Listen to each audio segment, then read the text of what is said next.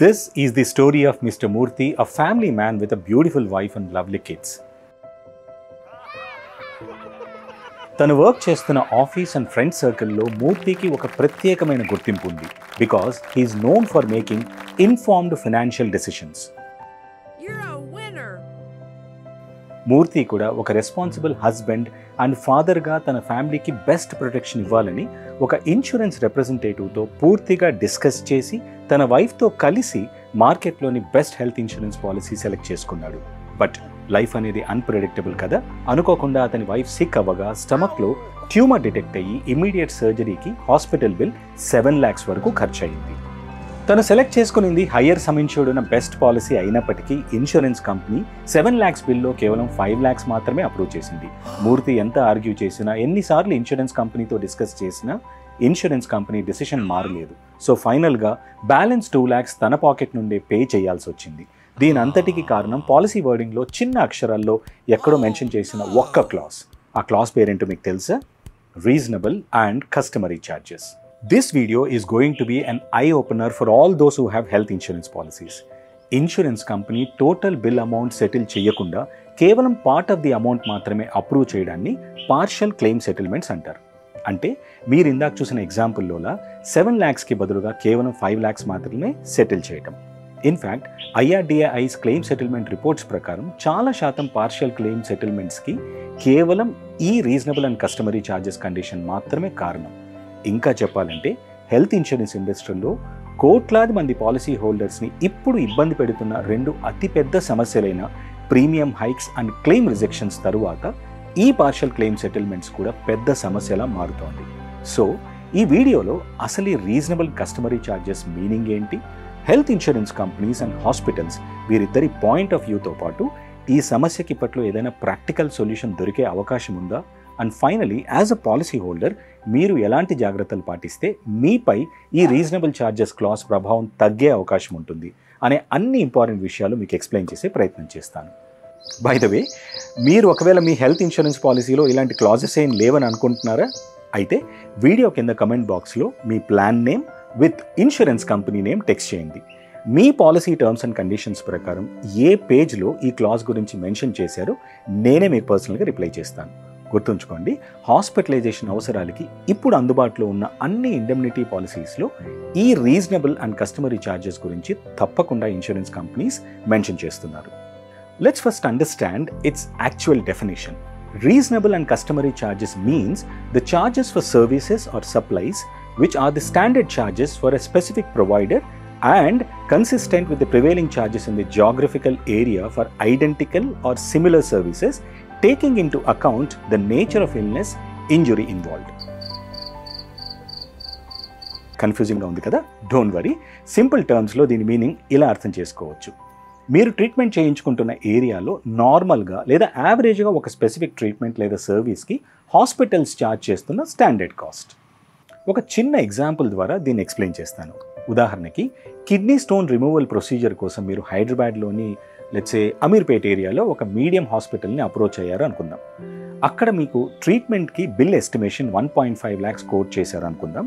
కానీ ఆ సరౌండింగ్ ఏరియాస్లో సిమిలర్ స్టాండర్డ్స్ మెయింటైన్ చేస్తున్న ఇతర హాస్పిటల్స్లో సేమ్ ట్రీట్మెంట్ కాస్ట్ ఒకవేళ 1.3 lakhs మాత్రమే ఉన్నట్లయితే దీన్ని రీజనబుల్ ఛార్జెస్లా మీ ఇన్సూరెన్స్ కంపెనీస్ కన్సిడర్ చేస్తాయి.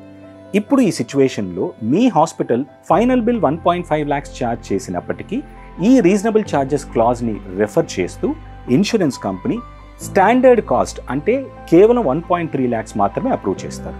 దేర్ఫోర్ మిగిలిన బిల్ డిఫరెన్స్ అమౌంట్ మీ పాకెట్ నుండి ఖర్చు పెట్టాల్సి వస్తుంది. చూడ్డానికి ఇది చాలా సింపుల్ ఇష్యూలా అనిపించినా నిజానికి రీజనబుల్ ఛార్జెస్ కారణంగా పార్షియల్ సెటిల్మెంట్ జరుగుతున్న ఇన్సిడెంట్స్ ఎవ్రీ ఇయర్ ఇంక్రీజ్ అవుతూనే ఉన్నాయి. And lot of customers are really unhappy with their claim experience. కానీ ఇన్సూరెన్స్ కంపెనీస్ నిజంగా పాలసీ హోల్డర్స్ని కావాలనే ఇబ్బంది పెట్టి క్లెయిమ్స్ పూర్తిగా సెటిల్ చేయకుండా తప్పించుకుంటున్నారా, లేక దీన్ని ఇంకో కోణం నుండి చూడాల్సిన అవసరం ఉందా? ఇప్పటి వరకు ఒక పాలసీ హోల్డర్గా మీకు తెలియని కొన్ని క్రిటికల్ ఫ్యాక్ట్స్ మీకు తెలియచేయడంతో పాటు ఇలాంటి సిచ్యువేషన్ అరైజ్ అవ్వడానికి గల అసలు కారణం అంటే రూట్ కాజ్ని కూడా మీకు ఎక్స్ప్లెయిన్ చేస్తాను. ఈ విషయంలో ముందుగా insurance company point of view ఏంటో చూద్దాం. సాధారణంగా ఇన్సూరెన్స్ కంపెనీస్ హాస్పిటల్స్ని తమ క్యాష్లెస్ నెట్వర్క్ పరిధిలోకి తీసుకొచ్చే ప్రాసెస్లో కంపల్సరీగా ఒక MOU మెమొరాండమ్ ఆఫ్ అండర్స్టాండింగ్ని కుదుర్చుకుంటాయి. ఇందులో భాగంగా ఏ ట్రీట్మెంట్స్కి హాస్పిటల్స్ ఎంత బిల్ అమౌంట్ ఛార్జ్ చేయాలనే విషయంపై ఒక ఒప్పందం బోత్ పార్టీస్ అంటే హాస్పిటల్స్ అండ్ ఇన్సూరెన్స్ కంపెనీస్ ఒక అండర్స్టాండింగ్కి వస్తారు. వీటినే ప్యాకేజ్ రేట్స్ అని కూడా అర్థం చేసుకోవచ్చు. సో ఇన్సూరెన్స్ పాలసీ ఉన్న వ్యక్తి ఒకవేళ ఈ హాస్పిటల్లో ట్రీట్మెంట్ చేయించుకున్నట్లయితే ముందుగా అగ్రీ అయిన రేట్స్ ప్రకారం మాత్రమే ఫైనల్ బిల్ రేజ్ చేయవలసి ఉంటుంది. కానీ దీనికి భిన్నంగా హాస్పిటల్స్ వ్యాలిడ్ రీజన్స్ లేకుండా ఎక్స్ట్రా అమౌంట్ ఛార్జ్ చేయడంతో ఈ ప్రాబ్లం బిగిన్ అవుతుంది. హాస్పిటల్స్ టోటల్ బిల్ని ఇన్ఫ్లేట్ చేయడం కోసం ప్యాకేజ్ అగ్రిమెంట్స్ ఉన్నప్పటికీ కొత్త మార్గాల్లో కావాలని ట్రీట్మెంట్ కాస్ట్ని పెంచుతున్నారనేది ఇన్సూరెన్స్ కంపెనీస్ వాదన. MOUs ఆర్ ప్యాకేజ్ కాస్ట్ని దాటి ఏ మార్గాల్లో హాస్పిటల్ బిల్స్ ఇంక్రీజ్ చేస్తున్నారనే ప్రశ్నకి ఆల్మోస్ట్ అన్ని ఇన్సూరెన్స్ కంపెనీస్ చూపిస్తున్న ముఖ్యమైన కారణాలు ఇలా ఉన్నాయి. 1. అవసరం లేకపోయినా పేషెంట్కి రకరకాల డయాగ్నోస్టిక్ టెస్ట్ని రికమెండ్ చేసి ఇంటెన్షనల్గా ఎక్స్ట్రా అమౌంట్ ఛార్జ్ చేయటం. 2. Implants, consumables and non payable ఐటమ్స్ని అవసరానికి మించి యూజ్ చేయడం, ఇంకొన్ని కేసెస్లో అయితే 2 times ఆర్ ఈవెన్ 3 times వరకు ఎక్స్ట్రా క్వాంటిటీస్ని బిల్లో ఇంక్లూడ్ చేయడం. 3. రెగ్యులర్ ఇంటర్వెన్షన్తో చిన్నపాటి లాప్రోస్కోపీ ఆర్ కన్వెన్షనల్ ప్రొసీజర్స్ సరిపోయే ట్రీట్మెంట్స్కి కేవలం ఇన్సూరెన్స్ పాలసీ ఉందన్న ఒక్క రీజన్తో రోబోటిక్ సర్జరీ లాంటి మోడర్న్ ట్రీట్మెంట్స్ని యూజ్ చేస్తుండడం. 4. ప్రొఫెషనల్ ఫీ కారణంగా చూపిస్తూ మెడికల్ స్టాండర్డ్స్కి ఏమాత్రం అర్థం కాని రేంజ్లో స్పెషల్ డాక్టర్ ఛార్జెస్ని యాడ్ చేస్తుండటం. వినడానికి సర్ప్రైజింగ్గా ఉండే ఒక ఫ్యాక్ట్ మీకు చెప్పనా, కొన్ని హాస్పిటల్స్ ప్రొఫెషనల్ ఛార్జెస్ పేరిట గంటకి సుమారు 30,000 డాక్టర్ ఫీ ఛార్జ్ చేసిన కేసెస్ని ఇన్సూరెన్స్ కంపెనీస్ హైలైట్ చేస్తున్నాయి. Can you believe this? 30,000 per hour. Number 5. హాస్పిటల్స్లో మనం చేయించుకునే ట్రీట్మెంట్స్ సివియారిటీని బట్టి డిఫరెంట్ గ్రేడ్స్లో విభజిస్తారు. ఫర్ ఎగ్జాంపుల్ గ్రేడ్ 1 and 2 అంటే మైనర్ ప్రొసీజర్స్ అండ్ గ్రేడ్ 6, 7, 8 లాంటివి హయ్యర్ సివియారిటీ అండ్ అర్జెన్సీ ఉన్న medical conditions. So obviously higher grade ట్రీట్మెంట్స్కి అవసరమయ్యే ట్రీట్మెంట్ కాస్ట్ ఎక్కువ కాబట్టి చిన్నపాటి ప్రొసీజర్ని కూడా హయ్యర్ స్లాబ్లో బిల్ చేస్తుండడం ఇంకొక popular method to increase final bill. Number 6.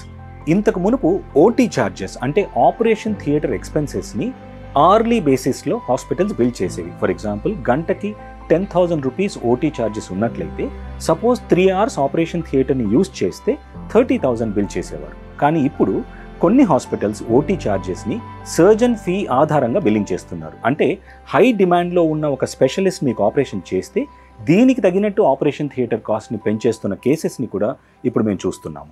Number 7. Majority of the hospitals డాక్టర్స్కి ఫిక్స్డ్ శాలరీస్ ఆర్ ప్యాకేజెస్కి బదులుగా ఇప్పుడు ఫీ ఫర్ కన్సల్టేషన్ అంటే FFC మోడల్ని ఇంట్రడ్యూస్ చేస్తున్నాయి.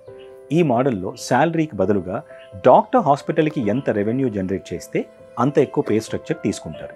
దీంతో కేవలం హై ఇన్కమ్ ఎర్న్ చేసే లక్ష్యంగా పనిచేస్తున్న కొంతమంది డాక్టర్స్ అండ్ ఇలాంటి సిస్టమ్స్ని ప్రమోట్ చేస్తున్న హాస్పిటల్స్ ఇన్సూరెన్స్ కంపెనీస్కి పెద్ద తలనొప్పిలా మారాయడం 100% వాస్తవం.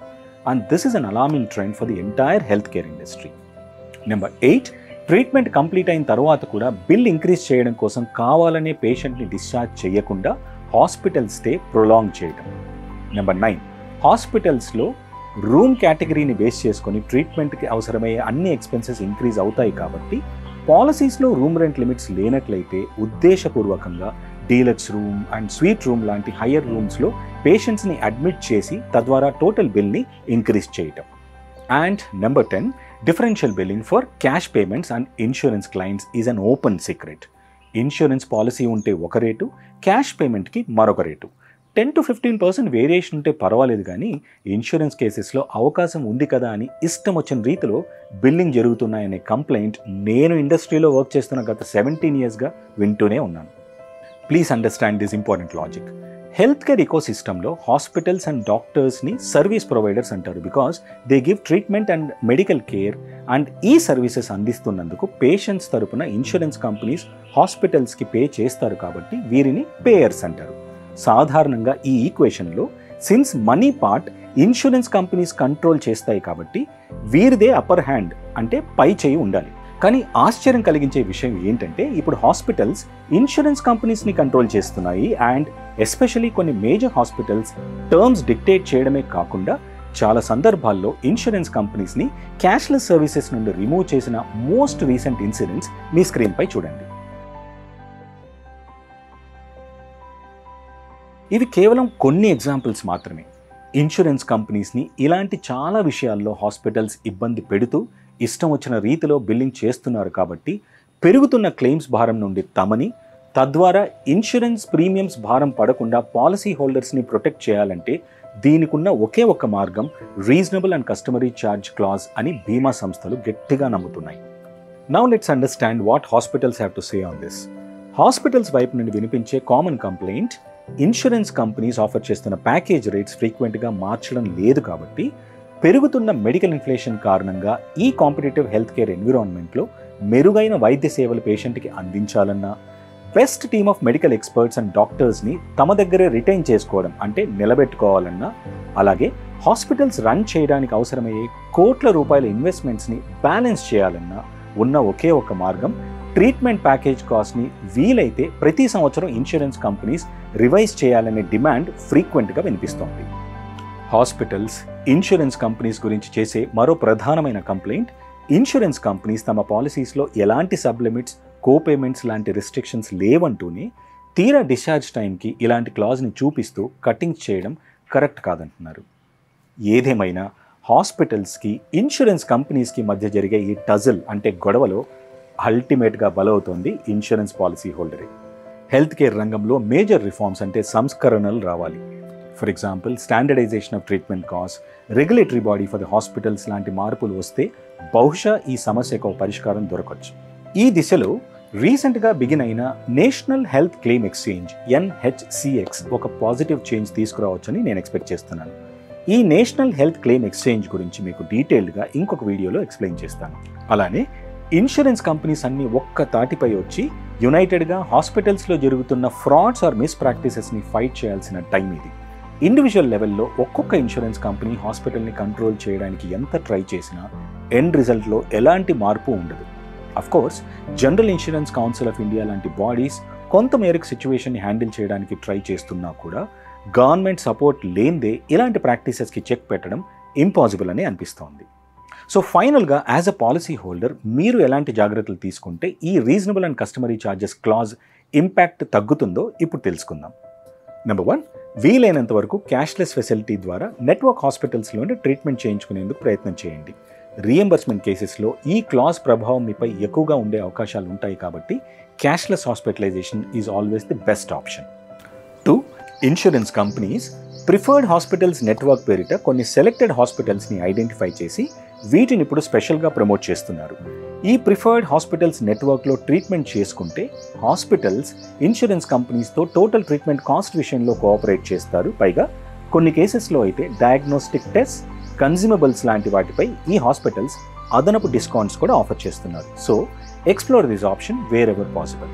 నెంబర్ 3, ప్లాన్ హాస్పిటలైజేషన్ కేసెస్లో తప్పనిసరిగా ఇన్సూరెన్స్ కంపెనీ అప్రూవల్ కోసం అడ్వాన్స్గానే అప్లై చేయండి. దీనివల్ల మీరు లాస్ట్ మినిట్ సర్ప్రైజెస్ని అవాయిడ్ చేసిన వారు అవుతారు. దీంతోపాటు ఎమర్జెన్సీస్ కాని కేసెస్లో మీకు అందుబాటులో ఉన్న 2 or 3 హాస్పిటల్స్లో ట్రీట్మెంట్ కాస్ట్ ఎస్టిమేషన్ తీసుకొని అడ్మిషన్ ప్లాన్ చేసుకోవడం మంచిది. నెంబర్ 4, చిన్న ట్రీట్మెంట్స్ కోసం మీ నగరాల్లోని super speciality tertiary care hospitals వైపు పరిగెత్తడం మానేయండి. క్రిటికల్ కేసెస్లో ఇలాంటి పెద్ద హాస్పిటల్ సేవలు వినియోగించుకోవడంలో ఎలాంటి ఇబ్బంది లేదు, కానీ కామన్ ట్రీట్మెంట్స్కి మీ దగ్గరలోని నమ్మకమైన doctor or secondary care or mid range hospital సేవలు వినియోగించుకోవడమే సరైన పద్ధతి.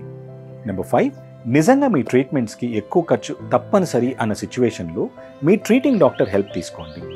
ఇలాంటి కేసెస్లో హాస్పిటల్ సబ్మిట్ చేసే medical reports, case merits and facts ఆధారంగా ఇన్సూరెన్స్ కంపెనీస్ రీజనబుల్ ఛార్జెస్ క్లాజ్పై తమ నిర్ణయాన్ని మార్చుకొని పాలసీ హోల్డర్కి ఫేవరబుల్గా క్లెయిమ్స్ని అప్రూవ్ చేసే అవకాశాలు ఉంటాయని గుర్తుంచుకోండి. నెంబర్ 6, మీ కేస్ జెన్యూన్ అయ్యుండి కూడా మీ ఇన్సూరెన్స్ కంపెనీ టోటల్ ఎక్స్పెన్సెస్కి అప్రూవల్ ఇవ్వని పక్షంలో as a policy holder insurance company గ్రీవెన్స్కి ఎస్కలేట్ చేయొచ్చు. IRDAI Bima Bharosa and insurance ఆంబడ్స్మెంట్లో కంప్లైంట్ చేయొచ్చు. ఆర్ ఫైనల్గా మీరు కన్జ్యూమర్ ఫోరం ఆర్ కోర్టు ద్వారా మీ కేసుని ఫైట్ చేసే ఆప్షన్ కూడా లేకపోలేదు. నెంబర్ 7, మొదటిసారి పాలసీ తీసుకునేప్పుడు insurance company track record check చేసుకొని మరి సరైన బ్రాండ్ పిక్ చేసుకోవడం అన్నిటికంటే ముఖ్యమైన step. And number 8, insurance policies లాంటి కాంప్లెక్స్ ప్రోడక్ట్స్ సెలెక్ట్ చేసుకునేప్పుడు ఒక qualified and experienced insurance advisor సహాయం తప్పనిసరిగా తీసుకోండి.